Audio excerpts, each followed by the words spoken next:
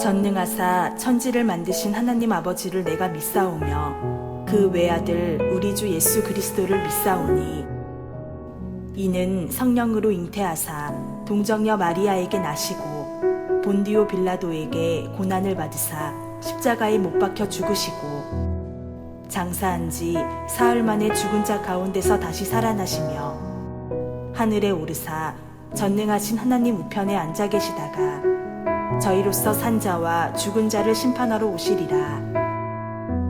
성령을 믿사오며 거룩한 공회와 성도가 서로 교통하는 것과 죄를 사하여 주시는 것과 몸이 다시 사는 것과 영원히 사는 것을 믿사옵나이다. 아멘.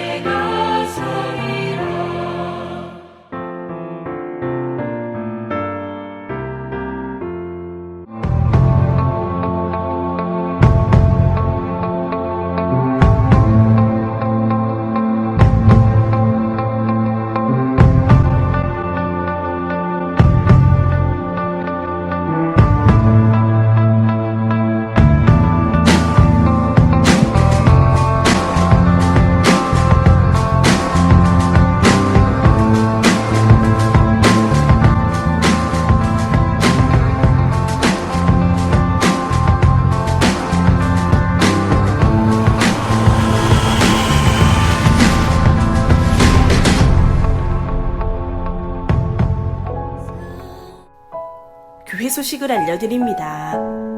어르신셀 수요 예배는 오전 11시에 드립니다.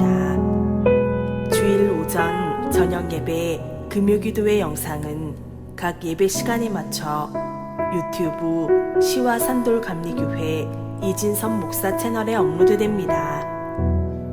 9월은 회복의 달입니다. 기쁨이 회복되기를 바랍니다. 다음 주일부터 추석 연휴가 시작됩니다. 기도하는 마음으로 명절을 준비하시기 바랍니다. 셀 예배는 기쁨으로 드리시기 바랍니다. 예배 성공은 인생 성공입니다. 모든 예배가 회복되고 있습니다. 양육 훈련은 오늘 오후 2시부터 시작합니다. 외부에서 성경 공부 모임이나 훈련은 절대 금하시기 바랍니다. 잘못된 사상과 이단 유혹에 빠질 수 있습니다. 새벽 기도회 참석으로 하루를 기도로 시작하시기 바랍니다. 또 어떤 이들은 더 나은 부활을 얻고자 하여 라고 되어 있습니다. 더 나은 부활을 얻고자 하여 그러한 악형을 받되 그것을 구차히 면하려고도 하지 않았다고 합니다. 더 나은 부활이라는 것은 무엇입니까? 부활이면 부활이지 더 나은 부활이란 무엇이냐? 여러분, 더 나은 부활이라는 것은 바로 이것입니다. 오늘 여기서 죽은 사람이 있다고 해도 제가 그 사람을 안수해서 그 사람이 살아난다 한들 그것은 부활이 아니란 사실이에요. 왜 그렇습니까? 오늘 여기서 죽은 사람이 살아난다 한들 이 사람은 다시 언젠가 죽는 날을 맞이하기 위해서 달려가지 않으면 안 되는 그 운명에 섰다는 사실이에요. 언젠가는 또 죽지 않으면 안 되는 운명이라는 사실입니다. 오늘 여기서 내가 문제가 해결된다 한들 여러분, 그 솔직히 무슨 소용이 있습니까? 언젠가는 다른 방법으로 다른 문제 또 터질 텐데. 여러분, 성경에서 말하는 참된 소망, 더 좋은 부활이라는 것은 그냥 여기서 단순히 내 문제가 해결되고 내가 여기서 경제 해방되고 내가 여기서 가정이 회복되고 그 정도 단순한 문제가 아니라요. 결국 우리의 믿음은요, 문제 해결을 믿는 것이 믿음이 아닙니다. 나를 구원해 주신다는 것을 믿는 것이 믿음이 아니라는 거예요. 그 믿음이라는 것은 무엇이냐? 최후의 날 주님께서 나에게 그대로 갚아주시리니 난 하나님의 신실하심을 신뢰합니다라는 그 믿음입니다. 즉 내가 확신하노니 사망이나 생명이나 천사들이나 권세자들이나 현재일이나 장래일이나 능력이나 높음이나 깊음이나 다른 아무 피조물이라도 우리를 우리 주 그리스도 예수 안에 있는 하나님의 사랑에서 끊을 수 없으리라. 그것을 믿는 것이 믿음이에요. 그러면 내 목에 칼이 들어온다 한들 여러분, 이것은 결과에 개의치 않는 하나님을 신뢰하는 그 믿음으로 내가 오늘 지탱될 수 있다는 것입니다. 여러분, 그러한 신앙의 선조들이 우리에게는 계십니다. 이미 몸소 우리에게 그것을 보여주셨기에 얼마나 귀한 그러한 신앙의 선조들의 발자취를 따라서 가는 것이 행복한지 모르겠습니다. 여러분은 천국 가면 누구를 제일 만나보고 싶으세요? 저는요, 천국 가면 제일 만나보고 싶은 분이 한 분 계십니다. 뭐 이사야 선지자, 예레미야 선지자 다 정말 귀한 분들이지만 제일 먼저 전 이분을 먼저 찾아보고 싶어요. 주기철 목사님이십니다. 여러분, 주기철 목사님의 그 이야기를 들으면 참 마음이 아파요. 왜냐하면 단번에 죽이는 것은 쉽잖아요. 그런데 주기철 목사님께서 하나님을 부인하는 것, 신사참배를 하는 것이 일본 제국에게는 굉장히 큰 의미를 가지고 있었기에 그 대표자, 종교의 대표자인 그 주기철 목사님이 그 앞에 굴복하는 것을 원했기에 마음이 약해지도록 형무소에서, 수용소에서 일주일이면 일주일에 한 번씩, 한 달이면 한 달에 한 번씩 이렇게 집으로 보내줬어요. 네가 없이 네 아내가 혼자 살아남을 수 있는지 한번 가고 보고 와라. 그냥 차라리 감옥에서 10년이면 10년 안 나오면 살겠어요. 근데 일주일에 한 번씩 마음이 약해지는 거예요. 집까지 갑니다. 그럼 집 앞에까지 가면은 사모님이 대단하신 분이세요. 목사님이 오시는 소리를 들으면 사모님께서 얼마나 힘드시겠습니까? 목사님 안 계신데. 그 시대에 그 자녀들을 혼자 먹여 살리셔야 되고, 혼자서 밤에 집에서 일하시고 계신데 목사님께서 밤에 뒤에서 그 마당으로 들어오신 소리를 들으신다고 하십니다. 그럼 그 기록에 이렇게 되어 있습니다. 당신입니까? 목사님께서 나왔어. 그럼 사모님께서 이렇게 말씀하세요. 살아서 돌아오면 내 남편 아니요, 죽어서 오면 내 남편입니다. 돌아가시죠. 끝까지 믿음 버리지 마시죠. 목사님께서 집에까지 갔다가 돌아서 다시 형무소로 돌아왔어요. 형무소에서 왜 돌아왔냐고, 집에까지 가라고 했는데. 그러한 경주를 달려내시고 주기철 목사님 순교하시기 바로 직전에 일사각오라는 설교를 우리를 위해서 남겨주셨던 것 같습니다. 주기철 목사님의 마지막 설교입니다. 제가 짧게 한 대목만 읽어드리도록 하겠습니다. 나의 사랑하는 교우 여러분, 그리스도의 사람은 살아도 그리스도인답게 살고 죽어도 그리스도인답게 죽어야 합니다. 죽음이 무서워 예수를 저버리지 마십시오. 풀의 꽃과 같이 시들어 떨어지는 목숨을 아끼다가 지옥에 떨어지면 이보다 두려운 것이 어디 있겠습니까? 한 번 죽어 영원한 천국의 복락을 얻는다면 이보다 즐거운 것이 어디 있겠습니까?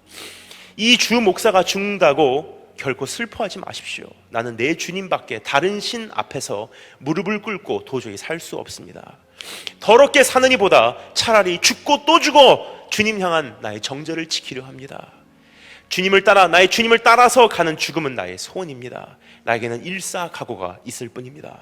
소나무는 죽기 전에 찍혀야 푸르르고 백합도 시들기 전에 떨어져야 향기롭습니다. 세례 요한은 33세, 스데반도 청작년에 뜨거운 피를 뿌렸습니다. 이 몸도 시들기 전에 주님 앞에 제단의 제물이 되겠습니다. 나에게는 오로지 일사각오가 있을 뿐입니다. 한 걸음만 양보하면 그 무서운 고통을 면하고 도리어 상 준다는데 많은 사람들이 넘어갑니다. 말 한마디만 타협하면 살려주는 데는 용감한 신자들도 넘어지게 됩니다. 하물며 나같이 연약한 약졸이 어떻게 장기간의 고난을 견디어 배기겠습니까? 다만 주님께 의지하는 것뿐입니다. 예수께서는 끝까지 참는 사람은 구원을 얻으리라 라고 신신부탁하셨습니다. 여러분, 이 모든 분들이 결국은 고난을 받되 끝까지 그것을 구차히 면하려고도 하지 않았다는 것 한 가지, 더 나은 부활을 사모했다고 성경이 기록하고 있어요. 더 나은 부활이라는 것은요, 오늘 내 문제가 해결되는 것 말하는 건 아닙니다. 더 나은 부활이라는 것은 오늘 죽은 사람이 여기서 다시 한번 일어나는 것, 그거 말하는 것이 아닙니다. 더 나은 부활이라는 것은 무엇이냐? 마지막 날 최고의 영원한 그 부활을 가리켜 말하고 있는 것입니다. 결국 주님 다시 오시는 것이 내 마음에 불타오르지 않는다면 여러분, 우리는 끝까지 이 믿음을 지킬 수 없다는 것입니다. 여러분, 다른 방법으로 이 세상에서 지상 천국 누릴 수 있다고 하는데 누가 그 믿음 지키겠습니까? 말할 수 없는 나의 집이 저 나라에 있다는 것을 내가 정말로 확신한다면 그날까지 우리가 달려갈 수 있습니다. 하지만 그냥 막연한 이 세상에서도 얻을 수 있는 지상복락이라고 한다면 주님 말고 다른 방법으로 내가 그것을 오늘 얻을 수 있다면 우리는 언제나 주님을 부인할 수밖에 없는 그런 존재라는 것을 우리가 기억하기를 원합니다. 또 어떤 이들은 더 좋은 부활을 얻고자 하여 심한 고문을 받되 구차히 풀려나기를 원하지 아니하였으며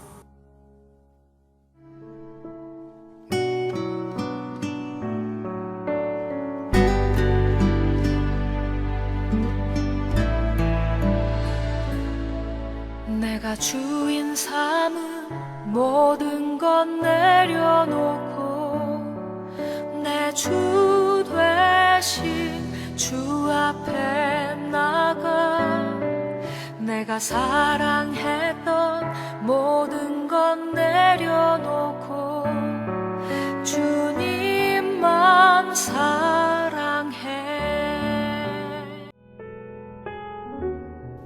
주 안에서 항상 기뻐하라.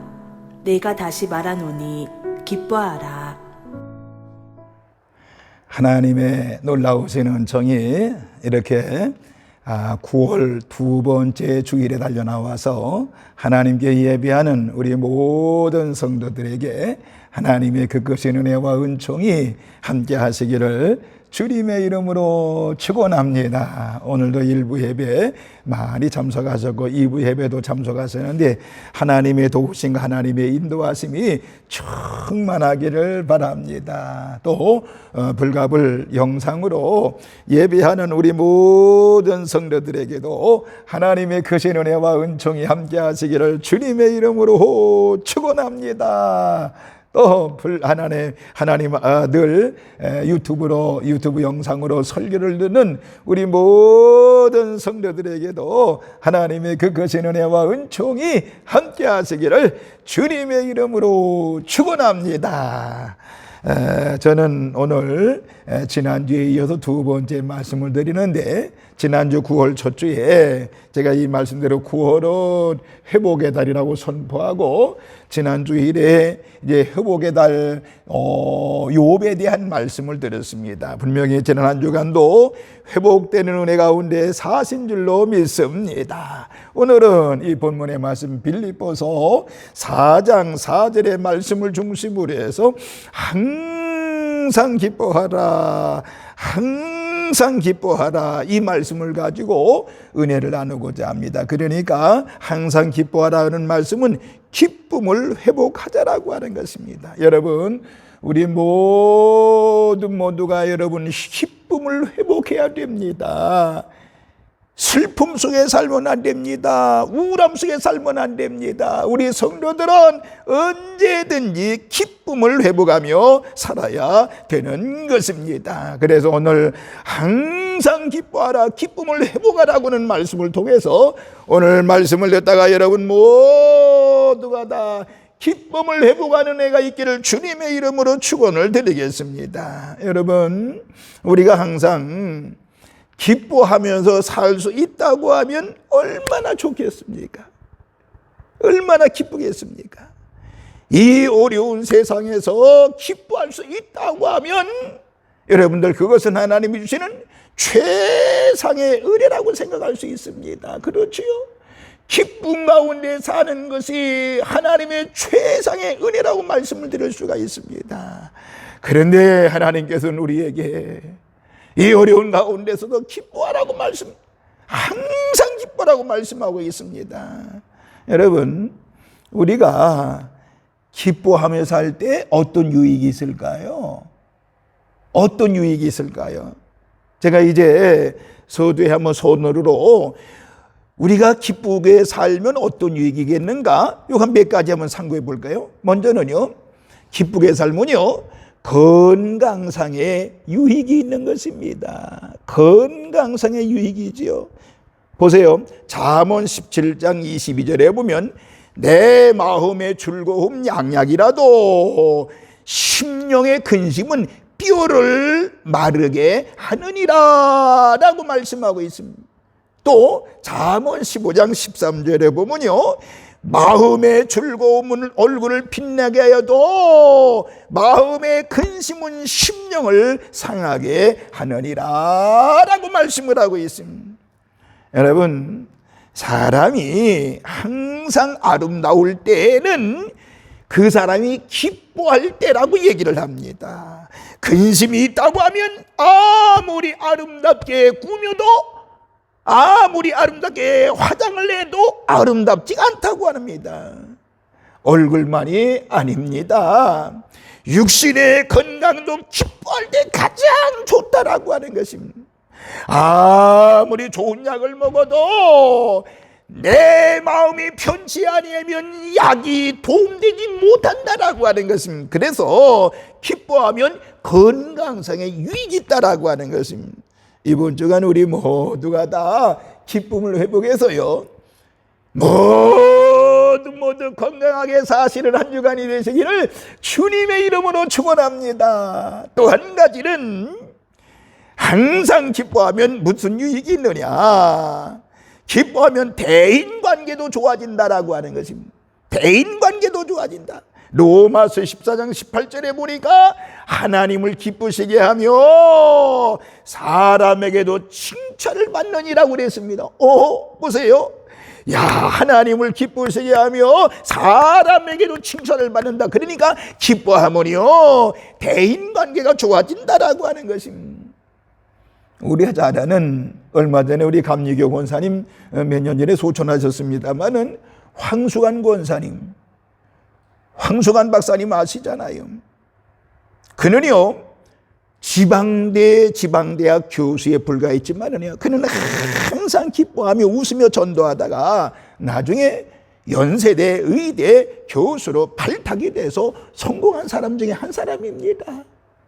여러분 잘 압니다만 이 사람은 웃으면서 많은 사람들에게 웃음으로 알려져 있잖아요. 그래서 방송이나 광고는 물론 여러 곳에 초청을 받아가지고 제 초청제 1순위가 바로 그분이었습니다.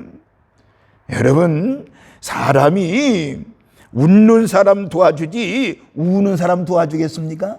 우는 사람 안 도와줍니다. 항상 웃는 사람 도와줍니다. 이처럼 웃음이라고 하는 것은, 기쁨이라고 하는 인간관계를 좋게 만들어주고 성공의 지름길이 된다라고 하는 것입니다. 그래서 웃으면 복이 온다라고 하는 말이 나온 것입니다. 여러분, 옛날에는요, 며느리 감구할 때 말 없는 것을 좋아했습니다. 그러나 이제는 말도 좀 잘하고요, 항상 웃는 사람을 선호한다라고 하는 것입니다. 웃는 사람을 선호한다는 것입니다. 아메리카의 백화점 왕 워너 메이커라고 하는 사람은 미소라고 하는 것은 길가에 핀 장미꽃이라고 얘기를 했습니다. 그러니까 길가에 핀 장미꽃은 오고 가는 이 사람들을 기쁘게 하는 것으로 미소의 힘이 그렇게 크다고 하는 것입니다. 이와 같이 내 마음이 기쁘면 대인관계도 좋아진다라고 하는 것입니다. 또 한 가지는요, 성도가 기뻐하면 하나님도 기뻐하신다라고 하는 사실입니다. 로마서 14장 18절에 하나님을 기쁘시게 하며 라고 그랬어요. 우리가 기뻐하면 하나님도 굉장히 기뻐하신다라고 하는 것입니다. 하나님께서는 자기 자녀들이 해와 같이 밝게 살기를 바라고 계신다라고 하는 것입니다. 그만큼 하나님께서 우리에게 귀한 신분을 주셨고 그만한 큰 믿음을 우리에게 주신 것입니다. 이와 같이 내 자신이 기쁨 속에 살면 하나님도 기뻐하신다라고 하는 거예요. 또 한 가지는 뭔가 하니 기쁨은 다른 사람을 살린다라고 하는 것입니다. 나의 기쁨을 통해 다른 사람이 살 수 있게 된다라고 하는 것입니다. 아가서 4장 11절에 보면 내 혀 밑에는 꿀과 젖이 있고 그랬습니다. 이 말씀의 뜻은 신부의 말이 나에게 치료가 되어지고 힘이 된다라고 하는 뜻인 것입니다.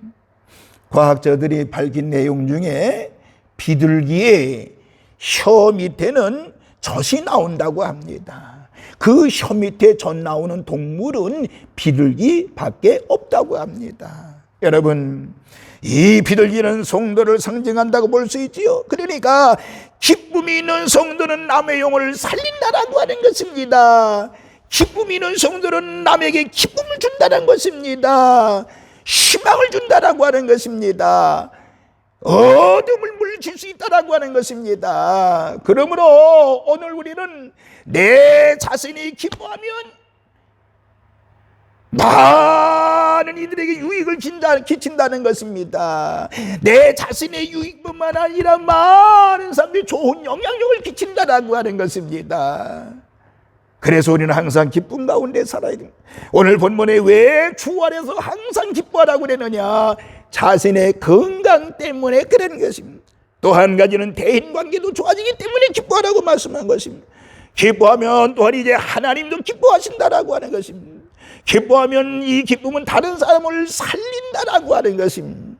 자, 그러면 오늘 본론 돌아가서 어떻게 본문의 말씀대로 항상 기뻐하라, 이 본문의 말씀처럼 항상 기뻐할 수 있을까요? 어떻게 해야만이 항상 기뻐할 수 있을까요? 오늘 간단하게 네 가지만 언급하겠습니다. 첫째, 누가 뭐라고 그래도 성령 충만을 받을 때 기뻐할 수 있는 줄로 믿으시기 바랍니다. 성령 충만 받을 때 기뻐할 수 있다라고 하는 것입니다.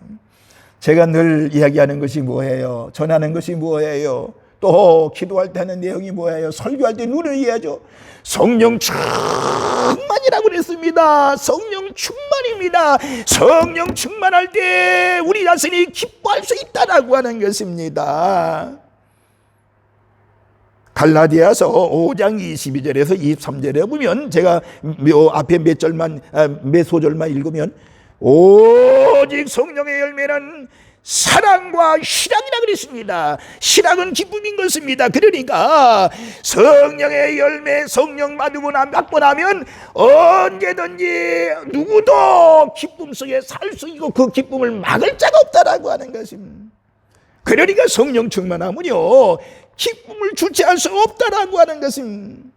사람들이 긍정적으로 생각하라, 또 사물의 밝은 면을 바라보라, 또 최선을 다하라고 충고합니다마는 그러나 잊지 말아야 될 것은 바로 뭐냐? 성령의 도우심이 없다고 하면 우리 힘으로는 그 가운데서 어느 것도 제대로 할 수 없다라고 하는 것입니다. 성령 충만해야 됩니다. 왜? 기쁨과 즐거움은 하나님께서 주시기 때문에 우리는 성령으로 충만해야 되는 것입니다. 우리가 잘 알듯이 요한복음 14장 27절에 평안을 너희에게 끼치노니 곧 나의 평안을 너희에게 주노라. 내가 주는 것은 세상에 주는 것 같이 아니하니라. 너희는 마음에 근심도 말고 두려워하지도 말라고 말씀하고 있는 것입니다. 그러므로 오늘 이 시간도 우리 모두 예배를 통해서 성령 충만함을 받는 우리 산돌의 모든 식구들 되시기를 주님의 이름으로 축원합니다. 성령 충만함의 은혜가 우리 모든 성도들에게 넘칠지어다. 기쁨을 회복하는 역사가 있을지어다. 두 번째, 기쁨을 회복할 수 있는 길은 바로 뭐냐? 항상 기뻐할 수 있는 길은 바로 뭐냐? 내 자신이 하나님으로부터 받은 은혜를 묵상함으로써 기뻐할 수 있다는 것이, 하나님의 말씀, 하나님의 은혜, 하나님의 사랑을 묵상함으로써 기쁨을 회복할 수 있다라고 하는 것입니다. 우리가 잘 알듯이 데살로니가전서 5장 16절에서 18절에 보면 항상 기뻐하라, 쉬지 말고 기도하라, 범사에 감사하라, 이것이 그리스도 예수 안에서 너희를 향하신 하나님의 뜻이라, 이렇게 말씀하고 있습니다.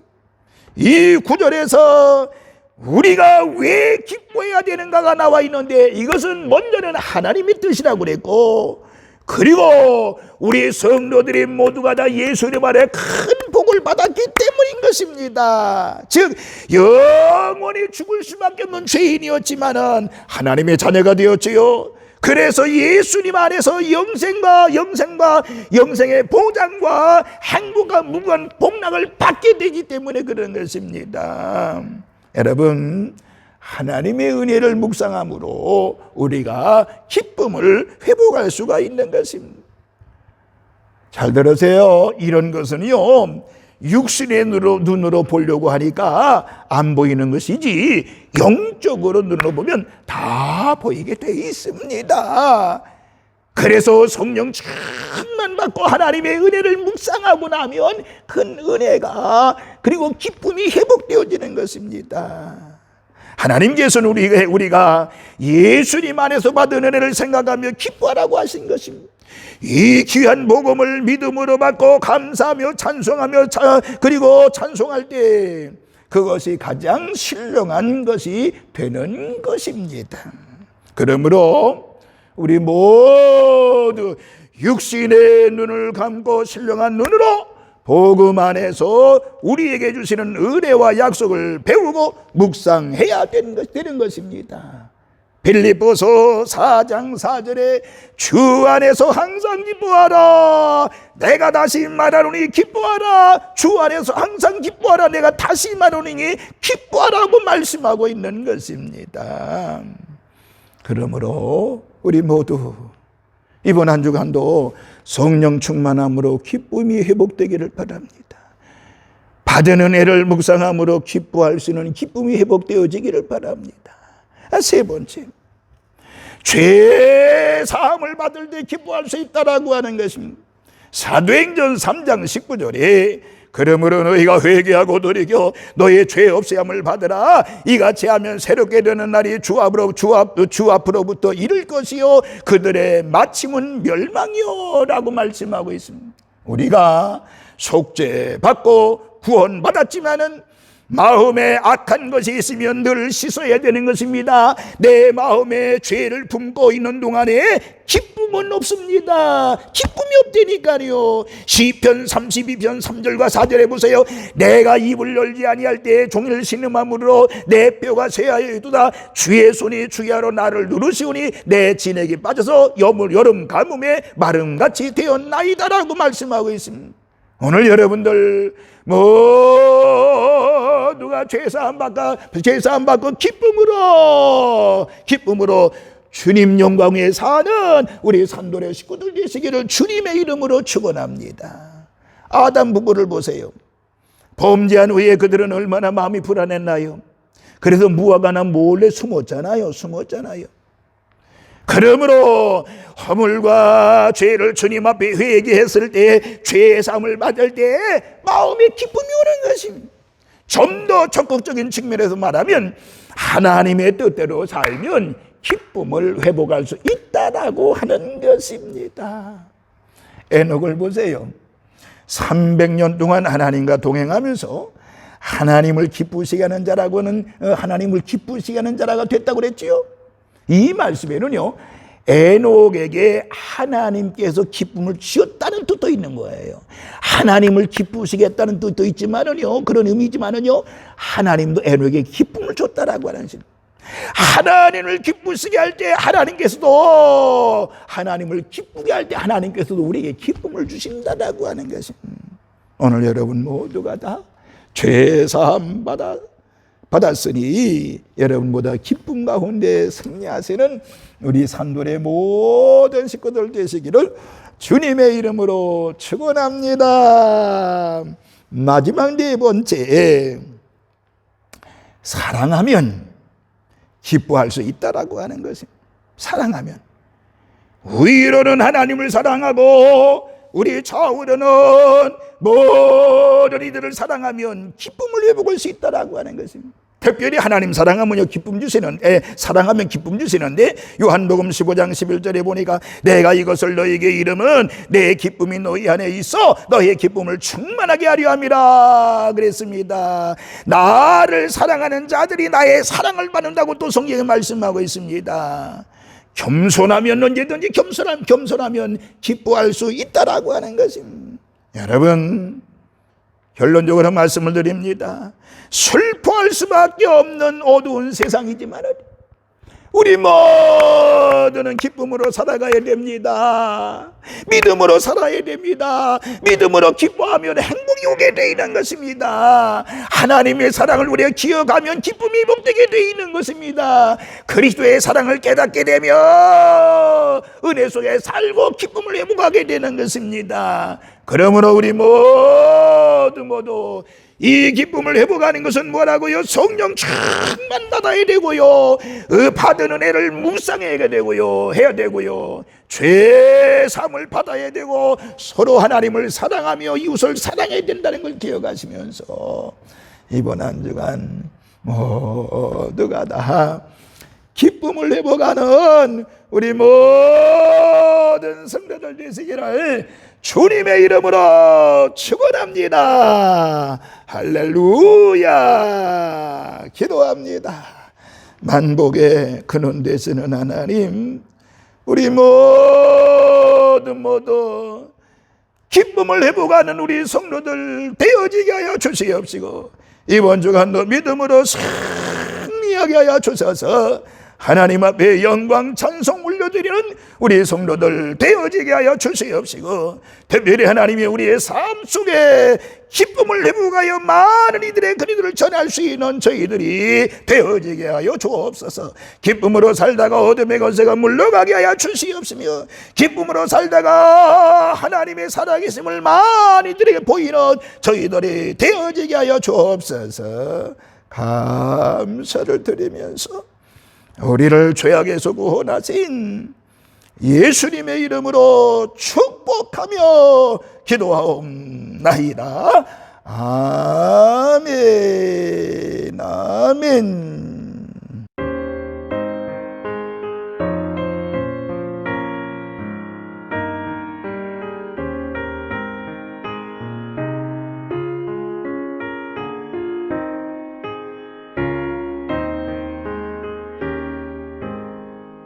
충성 외에는 참 기쁨 없도다. 날 사랑하신 주 늘 계시옵소서. 기쁘고 기쁘도다. 항상 기쁘도다. 나 주께 왔사오니 복 주옵소서.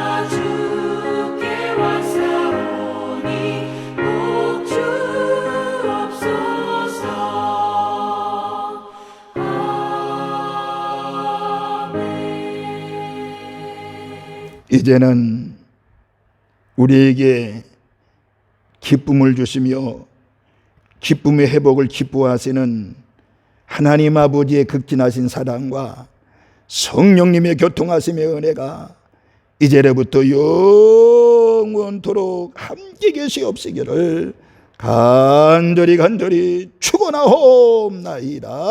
아멘. 아멘.